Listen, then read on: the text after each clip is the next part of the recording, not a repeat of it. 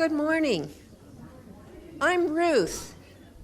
I'm here to tell you my story of hope and how God chose me, a young Moabite woman, to weave my story into the story of his son.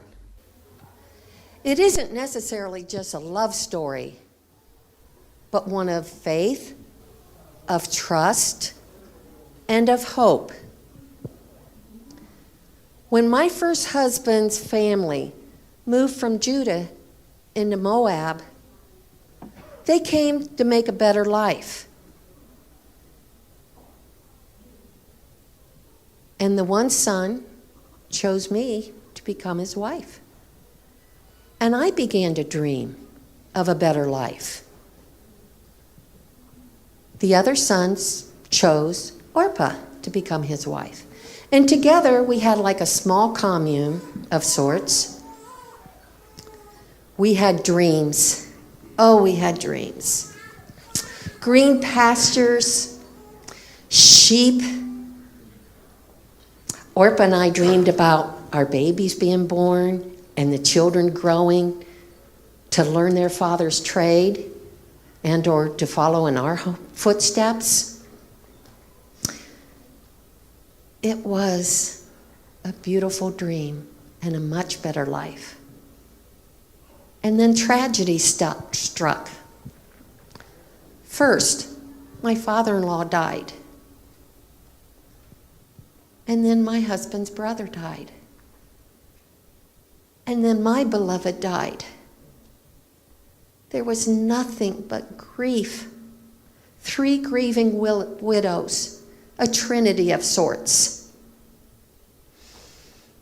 You may be wondering what this has to do with Christmas. Well, I tell you, when God starts a work, he finishes it. And I am certainly part of that story. My mother-in-law, Naomi, began talking of returning to her homeland of Judah. She begged. We cried and clung to her. She implored us to return to our father's homes. Orpah did. I could not. Not that I wouldn't be welcome there in my father's house, but I knew my destiny there. I would either take care of my aging parents or my father would marry me off to a Moabite man. Either way, I would be returning to a Moabite household and serving Moabite gods. I couldn't do it. You see, once you see a dream, once you see a better life, it plants a seed and it begins to grow. I could not return to the life where I knew what my destiny would be as a woman. No hope.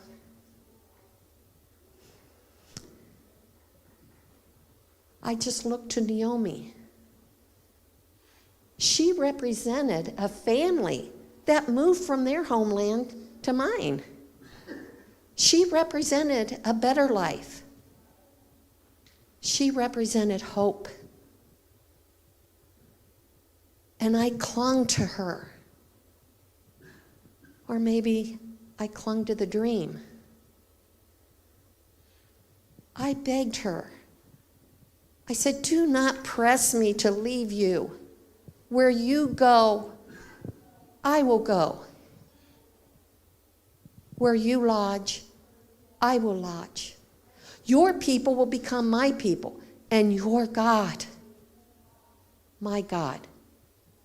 Where you die, I will also die. I will be buried there. And may God do so much more to me if I allow even death to separate us. So we traveled. It wasn't just a selfish ambition on my part. I loved Naomi. I loved my mother-in-law. And I was concerned. How was she going to make it? Not just traveling that far away, but in her own homeland. All her friends would be her same age. They weren't going to support her. And in her land, Boaz became my Goel, my Redeemer.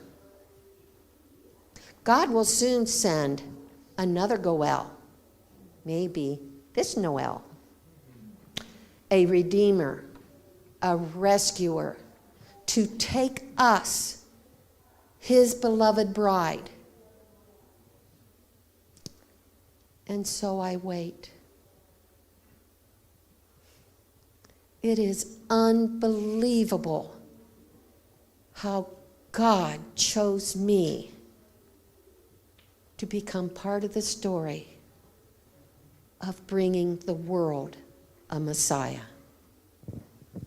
Amen.